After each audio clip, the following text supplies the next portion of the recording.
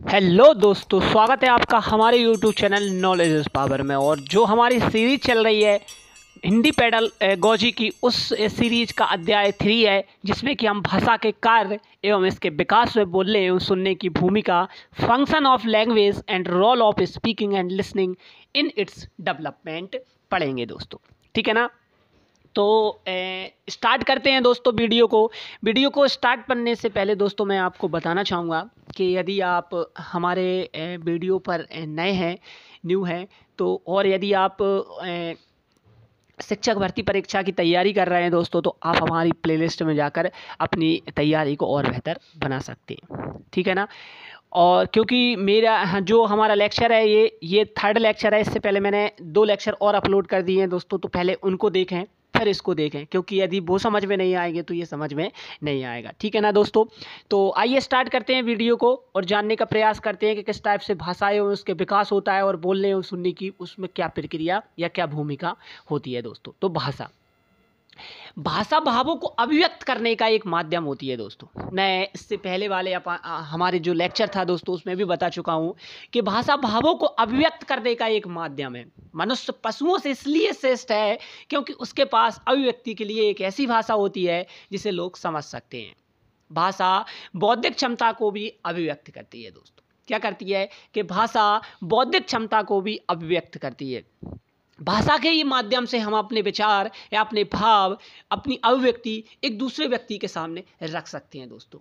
इससे हमारी mentality show होती है, इससे हमारी हमारी नॉलेज है और जो हमारी इंटेलिजेंस है वो क्या होती है दोस्तों, शो होती है। इसलिए कहा जा रहा है कि भाषा बौद्धिक क्षमता को भी क्या करती है दोस्तों, अभिव्यक्त करती है। बहुत से लोग वाणी और भाषा दोनों का प्रयोग एक दूसरे के पर्यायवाची के रूप में करते हैं, परंतु दोनों में बहुत अंतर है। हरलॉक ने अपने शब्दों में निम्नलिखित स्पष्ट किया है कि भाषा में संप्रेषण के वे सभी साधन आते हैं जिसमें विचारों और भावों को प्रतीकात्मक बना दिया जाता है, जिससे कि अपने विचारों और भावों को दूसरे से अर्थपूर्ण ढंग से कहा जा सके। हरलॉक, ठीक है ना, हरलॉक ने कहा है कि हम जब बोलते हैं तो अपने भावों और विचारों को इस ढंग से प्रस्तुत करते हैं सामने वाले के सामने कि सामने वाले को वो समझ में आ सकें, जिससे कि वो हमारी बात को अच्छी तरह समझ सके और हमें रिप्लाई दे सके दोस्तों। यहाँ पे हरलॉक कहते हैं ये बात। वाणी भाषा का ही एक स्वरूप है दोस्तों, जिसमें अर्थ को दूसरे को अभिव्यक्त करने के लिए कुछ ध्वनियाँ या शब्द उच्चारित किए जाते हैं। वाणी भाषा का ये विशिष्ट ढंग है दोस्तों। भाषा व्यापक संप्रत है, वाणी भाषा का एक माध्यम होती है। क्या?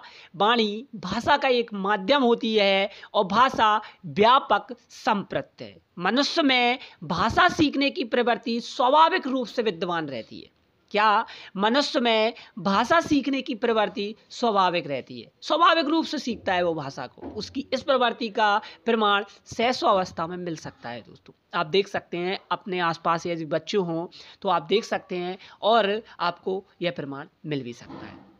जब वह अनुकरण के माध्यम से अपने माता पिता तथा घर के अन्य सदस्यों से ध्वनियाँ ग्रहण करता है और ध्वनि समूह को समझने लगता है और उन्हें बोलने लगता है, तो यह स्वाभाविक प्रवृत्ति उसे भाषा सीखने की ओर क्या करती है दोस्तों, प्रशस्त करती है। भाषा एक कला है, ध्यान में रखना, एक स्किल है। इंग्लिश में पूछा जाता है तो भाषा एक कला है और इंग्लिश में बात करें तो एक स्किल है।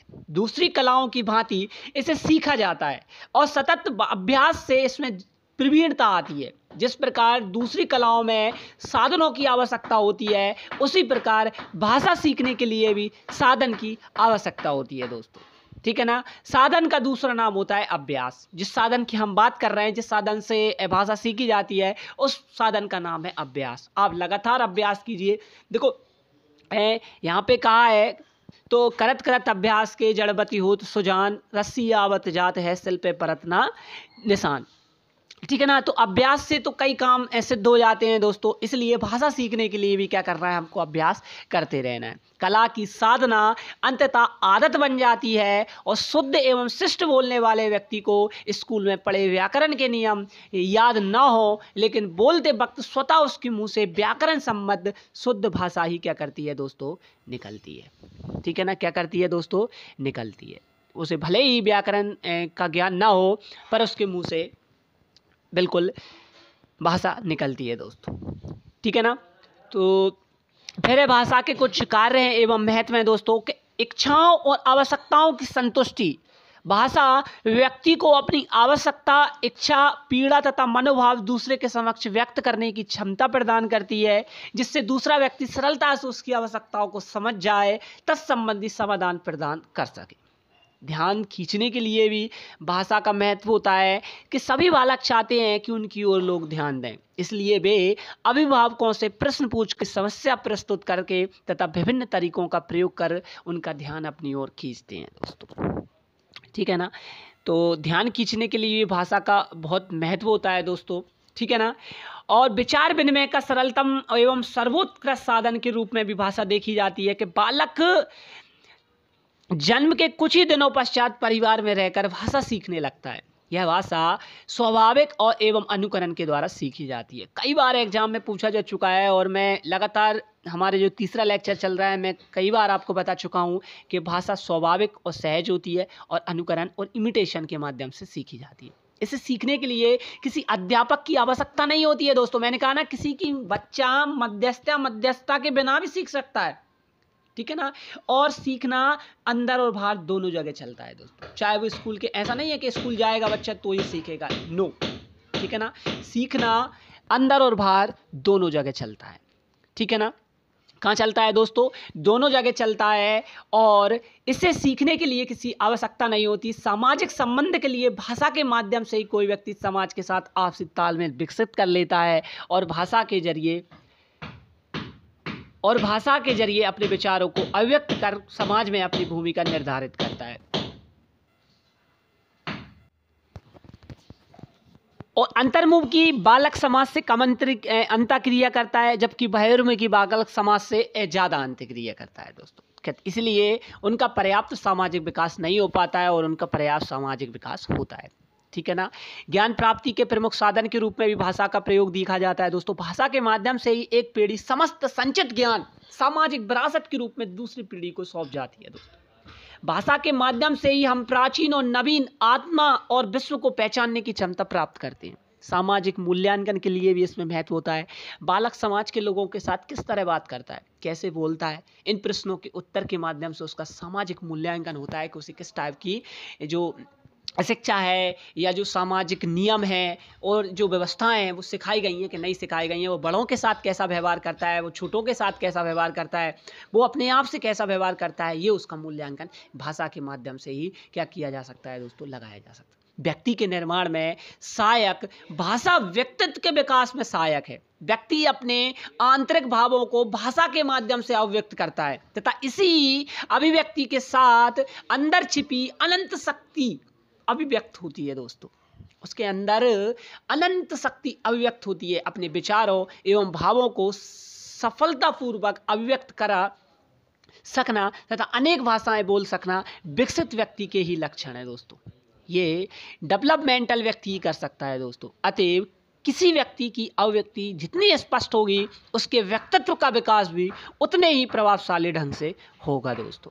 शैक्षिक उपलब्धि के महत्व पर भी इसका प्रभाव पड़ता है कि भाषा का संबंध बौद्धिक क्षमता से है। मैं पहले भी बता चुका हूँ और मैं अब भी बता चुका हूँ दोस्तों। मैं बार बार इस पॉइंट पर क्यों जोर दे रहा हूँ दोस्तों, क्योंकि एग्जाम में यहाँ से क्वेश्चन आते हैं और मैंने आपसे कहा है कि मैं आपको वो सारे पॉइंट ऑफ व्यू बताऊंगा दोस्तों कि जहाँ से एग्जाम में क्वेश्चन आते हैं और किस टाइप से क्वेश्चन पूछे जाते हैं। इसलिए आपको मेरी वीडियो को अंत तक देखना है और मैं इस वीडियो में कुछ दोस्तों प्रैक्टिस भी लेकर आया हूँ। ठीक है ना। तो वो भी मैं इस वीडियो में आपको पढ़ाऊंगा दोस्तों। यदि बालक अपने विचारों को भाषा के जरिए अभिव्यक्त करने में सक्षम नहीं होता तो इसका अर्थ है कि उसकी शैक्षिक उपलब्धि पर्याप्त नहीं है और वह विकास नहीं कर सकता दोस्तों। ठीक है ना दोस्तों। तो लोग उन्हीं को अधिक महत्व देते हैं। दूसरों के विचारों को प्रभावित करने के लिए भी भाषा का बड़ा रोल होता है दोस्तों कि जिन बच्चों की भाषा प्रिय, मधुर और ओजस्वी होती है वे अपने समूह, परिवार अथवा समाज के व्यक्तियों को प्रभावित करते हैं। लोग उन्हीं को अधिक महत्व देते हैं जिनका भाषा व्यवहार प्रभावपूर्ण होता है। साहित्य एवं कला, संस्कृति एवं सभ्यता का विकास करने में साहित्यिक भाषा में लिखा जाता है दोस्तों और भाषा का विकास उसके पल्लवित साहित्य के दर्पण में जाता है।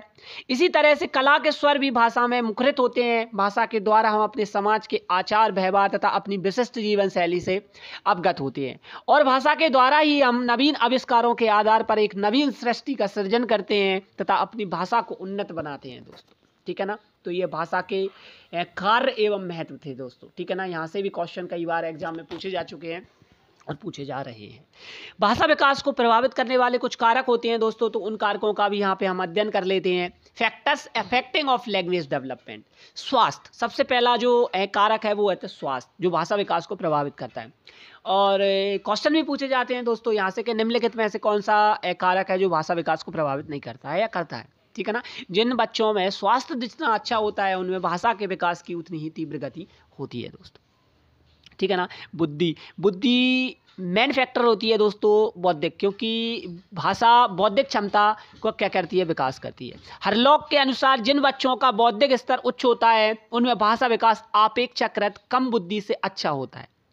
टर्मेन, फिशर या थम्बा का मानना है कि तीव्र बुद्धि बालकों का उच्चारण और शब्द भंडार अधिक होता है दोस्तों। सामाजिक आर्थिक स्थिति भी प्रभावित करती है। बालकों का सामाजिक आर्थिक स्तर भी भाषा विकास को प्रभावित करता है। यही कारण है कि ग्रामीण क्षेत्र में पढ़ने वाले बालकों की जो शाब्दिक क्षमता शहरी या अन्य पब्लिक स्कूल पढ़ने वाले बालकों से कम होती है दोस्तों।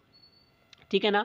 लिंगीय भिन्नता भी प्रभावित करती है दोस्तों कि सामान्य बालिकाएं बालकों की अपेक्षा अधिक शुद्ध उच्चारण करती हैं दोस्तों, किंतु ऐसा प्रत्येक मामले में नहीं होता है। लेकिन ध्यान में रखना, भले ही बालिकाएं बालकों से अच्छा उच्चारण कर लेती हैं लेकिन ये प्रत्येक मामले में क्या नहीं होता है दोस्तों, सही नहीं होता है। परिवार का आकार भी प्रभावित करता है दोस्तों कि छोटे परिवार में बालक की भाषा का विकास बड़े आकार के परिवार से अच्छा होता है, क्योंकि छोटे आकार के परिवार में माता पिता अपने बच्चे के प्रशिक्षण में उनसे वार्तालाप के जरिए अधिक ध्यान देते हैं दोस्तों। बहुजन्म का भी बहुत इफेक्ट पड़ता है दोस्तों।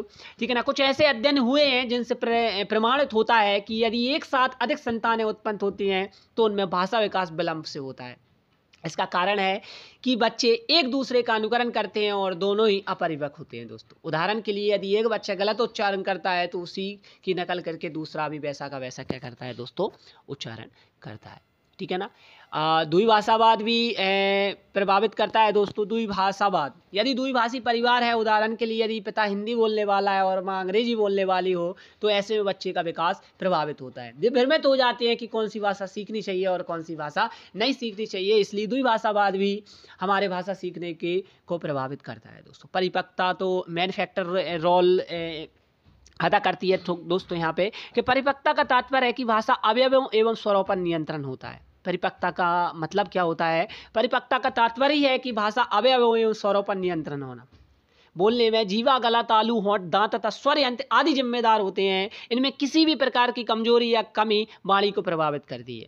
इन सभी अंगों में जब तक परिपक्वता नहीं होती तो भाषा पर नियंत्रण होना और अभिव्यक्ति अच्छी नहीं होती दोस्तों। इसलिए परिपक्वता होना बहुत ही आवश्यक है। संवेगात्मक तनाव भी प्रभावित करता है दोस्तों कि जिन बच्चों के संवेगों का कठोरता से दमन कर दिया जाता है ऐसे बच्चों का भाषा विकास देर से होता है। व्यक्तित्व चुस्त पुस्त फुर्तीले बहिर्मुखी स्वभाव वाले बच्चों का भाषा विकास अंतर्मुखी स्वभाव के बच्चों की अपेक्षा अधिक जल्दी और बेहतर होता है दोस्तों। ये बहिर्मुखी और अंतर्मुखी क्या शब्द होते हैं दोस्तों? बहिर्मुखी मतलब जो बाहर की सोच रखता है और अंतर्मुखी मतलब जो अंतर अपने आप की सोच रखता है, उसे दुनिया से कोई मतलब नहीं होता। ठीक है ना। प्रशिक्षण विधि भी मेन फैक्टर है इसमें। तो प्रशिक्षण विधि भी भाषा विकास को प्रभावित करती है। भाषा के बारे में यदि सैद्धांतिक रूप से शिक्षा दी जाए एवं उसका प्रयोग व्यावहारिक रूप से ना किया जाए तो शायद भाषा में अभिव्यक्ति कौशल का पर्याप्त विकास ना हो पाए। ओके।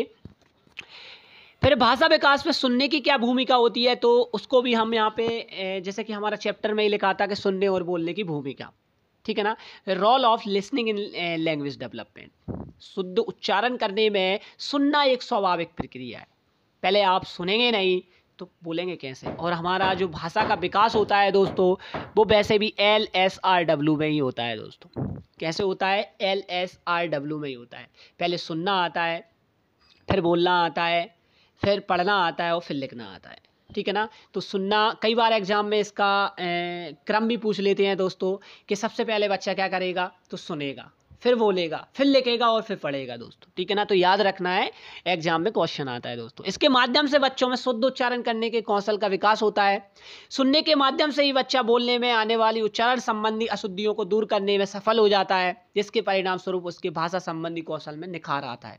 शब्द भंडार में वृद्धि, सुनने की प्रक्रिया से बच्चों के शब्दकोश में वृद्धि होती है, जिसके माध्यम से उसके भाषा विकास में वृद्धि होती है। महत्वपूर्ण जानकारी प्राप्त करने में दोस्तों बालक लोगों द्वारा कई गई बातों एवं रेडियो, ऑडियो जैसे उपकरणों को सुनकर समाज, व्यवहार, जीवन आदि से संबंधित उपयोगी जानकारियां प्राप्त करता है दोस्तों, ठीक है ना। और यही जानकारियां उसके भाषा विकास में क्या करती हैं दोस्तों, बहुत ही इम्पोर्टेंट रोल अदा करती है। दूसरों की आवृत्तियों को ग्रहण करने में सुनना एक ऐसी प्रक्रिया है जिसके माध्यम से एक बालक दूसरे के भावों, विचारों और अनुभवों जैसी आवृत्तियों को ग्रहण करता है। यही आवृत्तियां उन कौशलों का विकास करती है दोस्तों, ठीक है ना। ध्वनियों का विभेदीकरण करने में, सुनना ध्वनियों के विभेदीकरण करने का सबसे अच्छा माध्यम है। मतलब ध्वनियों का विभेदीकरण का मतलब अंतर करना। इसके द्वारा बालक विभिन्न प्रकार की ध्वनियों के मध्य अंतर करना सीखता है, जिससे उसमें श्रवण कौशल का क्या होता है दोस्तों, विकास होता है। भाषा विकास में बोलने की क्या भूमिका होती है, तो उसको भी यहाँ पे समझने का और जानने का प्रयास करते हैं। Role of speaking language development, बच्चों में सुनकर प्राप्त किए गए ज्ञान का मूल्यांकन करना। मैं बोलना एक ऐसी प्रक्रिया है जिसके माध्यम से छात्रों में स्वतः प्राप्त किए गए ज्ञान का मूल्यांकन करने में सहायता मिलती है। इसके माध्यम से एक शिक्षक बच्चों में भाषा संबंधी त्रुटियों की जांच करता है। वह कक्ष में हुई शिक्षण प्रक्रिया का मूल्यांकन करता है कि बच्चों ने क्या सीखा है, क्या नहीं सीखा है। बच्चों की झिझक समाप्त करने में बोलना एक ऐसी प्रक्रिया है जिसके माध्यम से भाषा शिक्षण के अंतर्गत बच्चों में पैदा होने वाली झिझक को दूर किया जा सकता है। कक्ष में प्रक्रिया के दौरान बच्चे बड़े ही सहज मुद्रा में अधिगम प्राप्त करते हैं, परंतु जब शिक्षक उन्हें खड़ा कर पूछता है तो वे मौन रह जाते हैं। बोलना बच्चे के इस प्रकार की झिझक समाप्त कर भाषा विकास में सहायता करता है दोस्तों, ठीक है ना। भाव, विचार एवं ज्ञान को अभिव्यक्त करने में बोलने के माध्यम से एक बालक अपने भाव, विचार तथा ज्ञान को अभिव्यक्त करता है, जिससे कि उसमें भाषा का विकास होता है, ठीक है ना। इसलिए कम्युनिकेटिंग अप्रोच का क्या करना चाहिए दोस्तों, यहाँ पे यूज़ करना चाहिए, यूज़फुल होती है कम्युनिकेटिव अप्रोच। और आज की जो अप्रोच है और आज जो शिक्षा दी जा रही है दोस्तों, वो कम्युनिकेटिव अप्रोच के माध्यम से सिखाया जा रहा है, जिससे कि हम एक दूसरे से बातचीत करके, इंटरेक्शन पैदा करके एक दूसरे से सीख सकते हैं, एक दूसरे के अपने भाव विचार व्यक्त कर सकते हैं और अपनी ज्ञान को साझा कर सकते हैं दोस्तों, ठीक है ना। तो भाषा प्रभाव को कुशल बनाने में भी भाषा का बड़ा योगदान होता है कि बोलना भाषा विकास की प्रतिक्रिया का वह साधन है जिसके माध्यम से बालक अपने भाषा प्रवाह को एवं प्रवीणता तथा कुशलता का विकास कर सकता है। इसके माध्यम से उसके भाषा के विकास में कुशलता आती है तथा साथ ही साथ भाषा पर उसकी पकड़ और मजबूत हो जाती है दोस्तों, ठीक है ना। विद्यालय आधारित कार्यक्रम में सक्रिय भूमिका निभाती है दोस्तों। निभाने में भाषा विकास में बोलने का विशेष महत्व है। बालक की बोलने की क्षमता ही उसे विद्यालय आधारित विभिन्न कार्यक्रमों जैसे भाषण, वाद विवाद, प्रश्नोत्तरी, अंताक्षरी आदि में सक्रिय भूमिका निभाने में को प्रेरित करती है, जो उसके भाषा विकास में सहायक साबित होती है दोस्तों। तो ये था हमारा भाषा का विकास और उस सुनने और बोलने की भूमिका दोस्तों। अब इससे संबंधित कुछ क्वेश्चन है, जैसा कि मैंने आपको बताया है कि मैं साथ ही साथ आपको सीरीज में क्वेश्चन भी करवाते चलूँगा दोस्तों, ठीक है ना। मैं हर चैप्टर से रिलेटेड आपको क्वेश्चन देते चलूँगा जो कि प्रीवियस ईयर में आए हुए क्वेश्चन है। ऐसा नहीं है कि मैं चाहे कहीं से क्वेश्चन उठा कर लाया हूँ, नहीं, जो प्रीवियस ईयर्स में आए हुए क्वेश्चन है वो ही मैं आपको करवा रहा हूँ कि किस टाइप से, किस अध्याय से, किस टाइप से कैसा क्वेश्चन आता है दोस्तों, ठीक है ना। तो आइए करें अभ्यास बने निपुण। एकांकी पाठों का सर्वप्रमुख उद्देश्य है दोस्तों। तो एकांकी पाठों का सर्वप्रमुख उद्देश्य क्या है दोस्तों, तो एकांकी की समीक्षा करना सिखाना, एकांकी विधा से परिचित कराना, विभिन्न संदर्भों में संवाद बोलने की क्षमता का विकास या एकांकी लिखना सिखाना, ठीक है ना। तो एकांकी पाठों का सर्वप्रमुख उद्देश्य होता है दोस्तों विभिन्न संदर्भ में संवाद बोलने की क्षमता का विकास, क्योंकि हम भाषा का विकास पढ़ रहे हैं और भाषा का जब विकास होगा तो हमें विभिन्न संदर्भों में संवाद करना आना चाहिए और बोलने की क्षमता का विकास होना चाहिए, ठीक है ना। तो इसका जो आंसर होगा दोस्तों वो क्या होगा, तीसरा आंसर होगा, ठीक है ना। फिर नेक्स्ट क्वेश्चन है कि भाषा का प्रयोग की कुशलता संभव है केवल साहित्य पढ़ने से है, भाषा की पाठ्य पुस्तक पढ़ने से है, अधिक से अधिक भाषा का प्रयोग करने से है, या केवल भाषा सुनने से है? दोस्तों, भाषा का प्रयोग कुशलतापूर्वक तभी संभव है जब हमें अधिक से अधिक रिच इन्वायरमेंट मिलेगा, इंटरेक्शन अच्छा होगा, तो हम भाषा को और अच्छे बेहतर तरीके से क्या कर सकते हैं, डेवलप कर सकते हैं दोस्तों। तो इसमें जो आंसर होगा वो होगा अधिक से अधिक भाषा के प्रयोग से। तीसरा आंसर होगा इसका कि अधिक से अधिक भाषा के प्रयोग से हम क्या कर सकते हैं, भाषा को और प्रभावी और सहज और सरल बना सकते हैं दोस्तों। भाषा है क्या? तो भाषा सीखने सिखाने में पाठ्य पुस्तकों का विशेष महत्व होता है। जीवन की विभिन्न स्थितियों को साधती है, व्याकरण पर ही आधारित होती है, या जानने का अर्थ उसका व्याकरण जानना है, ठीक है ना। तो भाषा जीवन की विभिन्न स्थितियों को साधती है दोस्तों, ठीक है ना। भाषा के ये माध्यम से संपूर्ण विकास होता है और व्यक्तित्व का निर्माण होता है दोस्तों, ठीक है ना। इसलिए जो आंसर होगा इसका वो होगा कि जीवन की विभिन्न स्थितियों को साधती है, ठीक है ना। नेक्स्ट है, एक भाषा शिक्षक के लिए सर्वाधिक महत्वपूर्ण क्या है? जे लगातार देखिए, आप दिख रहा होगा क्वेश्चन लगातार सीटेट में आए हैं, और मैं उन्हीं क्वेश्चनों को दोस्तों यहाँ पे लाया हूँ जो कि आपके एग्जाम में आए हुए हैं। CTET, MPTET, UPTET, REET, HTET and all other TET examination. Okay दोस्तों, तो एक भाषा शिक्षक के लिए सर्वाधिक महत्वपूर्ण क्या है दोस्तों? बच्चों को भाषा के प्रयोग के अवसर उपलब्ध कराना, भाषा की त्रुटियों के प्रति कठोर रवैया अपनाना, भाषा की पाठ्य पुस्तक या भाषा का आकलन। तो एक भाषा शिक्षक के लिए सर्वाधिक महत्वपूर्ण है बच्चों को भाषा प्रयोग के अवसर उपलब्ध कराना। जितने ज़्यादा हो सके उनके भाषा प्रयोग के अवसर उपलब्ध कराए, जिससे कि बच्चे की भाषा विकास अच्छी तरीके से डेवलप हो सके दोस्तों, ठीक है ना। तो जो आंसर होगा यहाँ पे वो होगा बच्चे को भाषा प्रयोग के अवसर उपलब्ध कराना, ठीक है। भाषा का प्रयोग जीवन के विभिन्न संदर्भों में होता है, केवल परीक्षा में होता है, केवल पाठ्य पुस्तक में होता है, या केवल मुद्रित सामग्री में होता है। तो भाषा का प्रयोग दोस्तों जीवन के विभिन्न संदर्भों में होता है। भाषा के ही माध्यम से दोस्तों व्यक्तित्व का निर्माण होता है, और व्यक्तित्व की बात करें तो पूरी पर्सनालिटी भाषा पर डिपेंड होती है दोस्तों, ठीक है ना। इसलिए जो आंसर होगा पांचवे का वो होगा जीवन के विभिन्न संदर्भों में होता है, ठीक है ना। फिर यह भाषा स्वयं में एक जटिल चुनौती है, एक विषय मात्र है, संप्रेषण का एकमात्र साधन है, या एक नियमबद्ध व्यवस्था है? तो भाषा एक नियमबद्ध व्यवस्था होती है दोस्तों। भाषा स्वयं में क्या है? एक नियमबद्ध व्यवस्था है, ठीक है ना। तो जो आंसर होगा दोस्तों वो होगा चौथा, ठीक है ना, ध्यान में रखना है। फिर नेक्स्ट क्वेश्चन है कि बच्चे अपने आसपास बोली जाने वाली भाषाओं को सुनकर स्वयं अपना लघु व्याकरण बनाते हैं, भाषा के नियम नहीं बना सकते, अपनी भाषा में संशोधन नहीं कर सकते, या भाषा का सृजनशील प्रयोग नहीं कर सकते, ठीक है ना दोस्तों। तो बच्चे अपने आसपास बोली जाने वाली भाषाओं को सुनकर स्वयं भाषा के नियम नहीं बना सकते। बच्चे अपने आसपास बोली जाने वाली भाषाओं को सुनकर स्वयं भाषा के नियम नहीं बना सकते, ठीक है ना। तो इसका जो आंसर होगा दोस्तों दूसरा, भाषा के स्वयं नियम नहीं बना सकते। फिर नेक्स्ट क्वेश्चन है आठवां के, भाषा एक विषय है, सैद्धांतिक विषय है, व्यवहारिक विषय है, नीरस है, या चुनौतीपूर्ण है? तो भाषा एक क्या है? व्यवहारिक विषय है दोस्तों। कैसा विषय है? व्यवहारिक विषय है, ठीक है ना। तो भाषा एक व्यवहारिक विषय। फिर भाषा की नियमबद्ध प्रकृति को जानने और उसका विश्लेषण करने में कौन सा बिंदु कम सहायक है? विविधतापूर्ण भाषिक तत्वों वाले साहित्य को पढ़ने का अवसर देना, विभिन्न विषयों से जुड़े पाठों को पढ़ने चर्चा करने का अवसर देना, या व्याकरण के नियमों का विश्लेषण करना, या भाषा प्रयोग की बारीकियों पर ध्यान देना, ठीक है ना। तो यहाँ पे पूछ रहा है कि भाषा की नियमबद्ध प्रकृति को पहचानने और उसका विश्लेषण करने में कौन सा बिंदु कम सहायक है?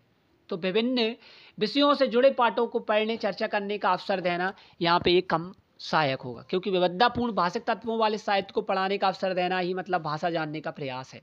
व्याकरण के नियमों का विश्लेषण कर रहे हैं तो भी आप भाषा का क्या कर रहे हैं? ज्ञान ले रहे हैं, आप ज्ञान पा रहे हैं, और भाषा का प्रयोग बारीकियों पर ध्यान दे रहे हैं, तो कहीं ना कहीं आप भाषा डेवलपमेंट हो रहा है आपका, ठीक है ना। तो एक इसमें से पूछा है, होता तो चारों से ही है दोस्तों, लेकिन कम, तो कम कौन सा हो जाएगा दोस्तों? दूसरा।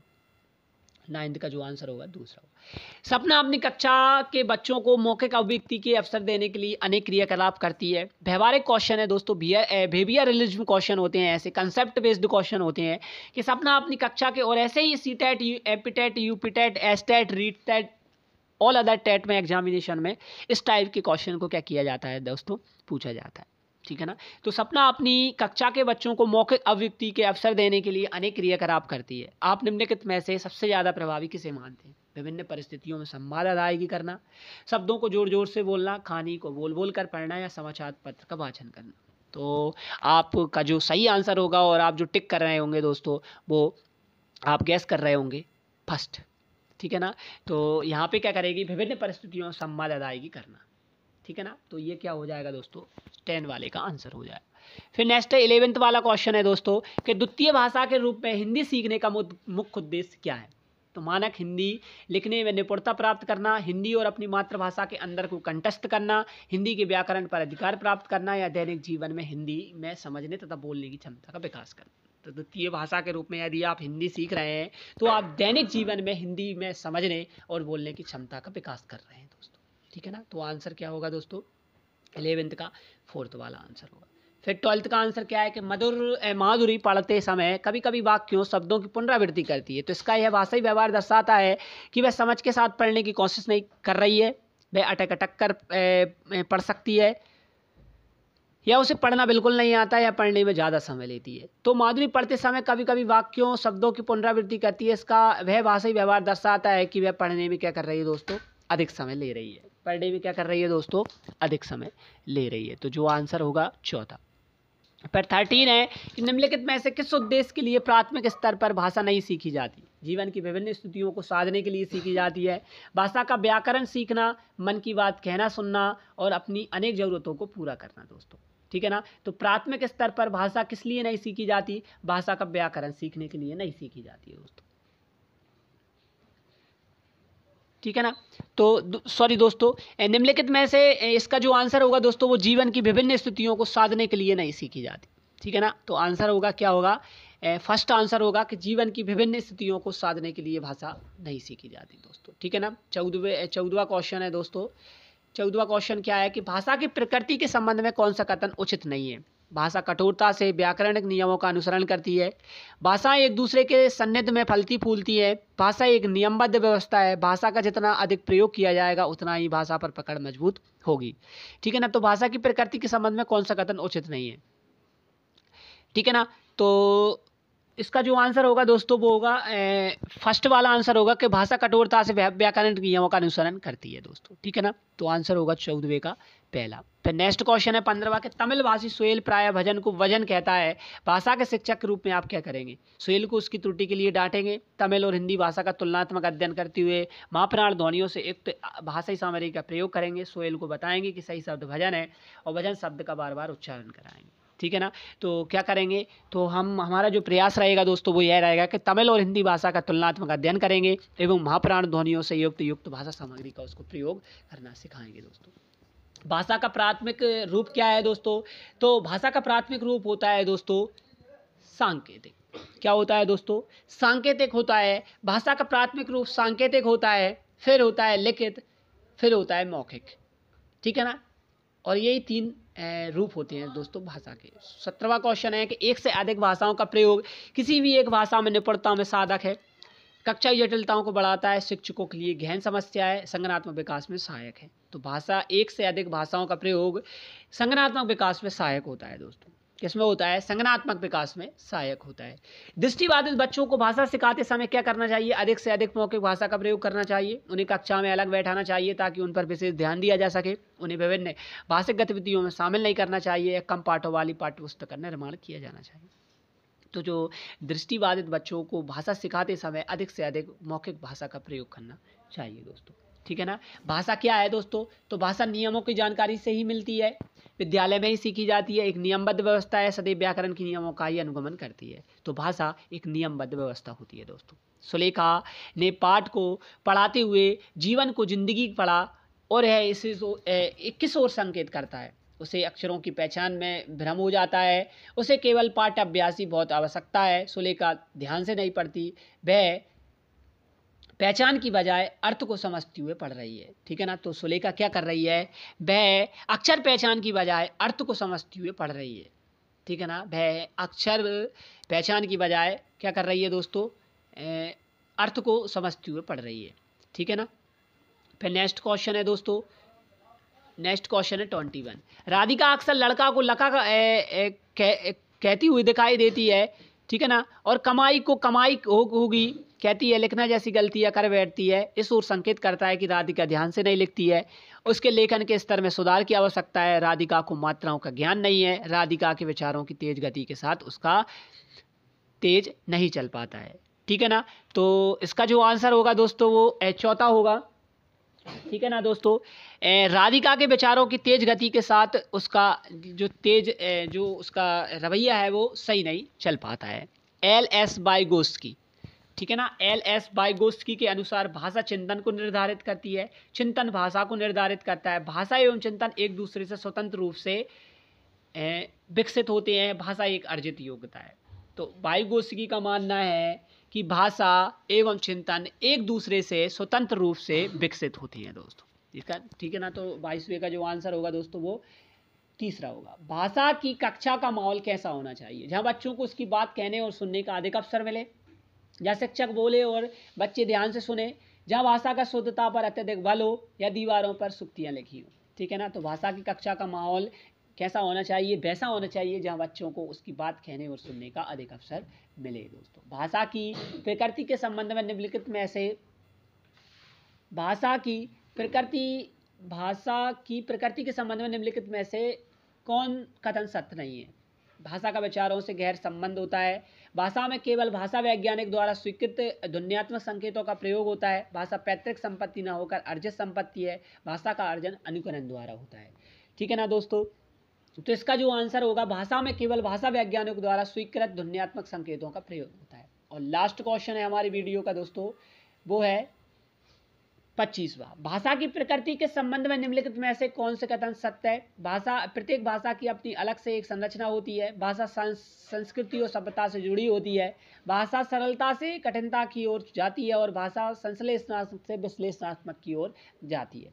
तो इसका जो आंसर होगा दोस्तों वो होगा तीसरा के भाषा सरलता से कठिनता की ओर जाती है दोस्तों। तो ये था दोस्तों अध्याय 3 हिंदी पेडागॉजी का, जिसमें कि हम भाषा का विकास और सुनने और बोलने की भूमिका पढ़ी दोस्तों। ठीक है ना। वीडियो अच्छी लगी हो दोस्तों तो लाइक करें, शेयर करें, सब्सक्राइब करें, जिससे कि ये दूसरों के लिए क्या हो सके दोस्तों, बेनिफिट यूज़ हो सके। थैंक यू, धन्यवाद। मिलेंगे नेक्स्ट लेक्चर में।